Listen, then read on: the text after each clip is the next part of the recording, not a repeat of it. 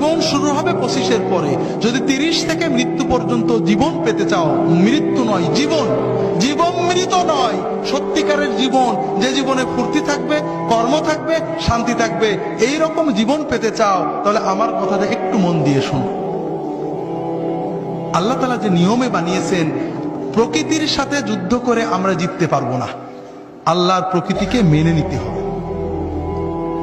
আল্লাহ তাআলা আমাদের সৃষ্টি করেছেন, প্রতিদিন 6-7 ঘন্টা তুমি ঘুমাবে, গভীর ঘুম, 1-2 ঘন্টা খেলবে, কঠিন পরিশ্রম, তোমার শরীর ঘেমে রক্ত টকবক করে বেরেনে যাবে, ফুটবল, হাডুডু, ব্যাডমিন্টন, ভলিবল, দৌড়, সাঁতার, এগুলো খেলতে হবে।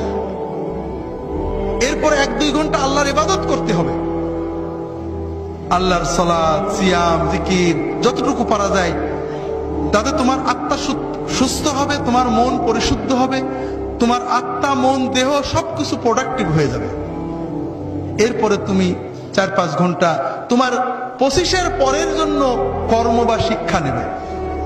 এইভাবে যদি তুমি চলো, তাহলে তোমার জীবন গতিশীল হবে, তোমার জীবন ইনশাআল্লাহ মৃত্যু পর্যন্ত সচল থাকবে।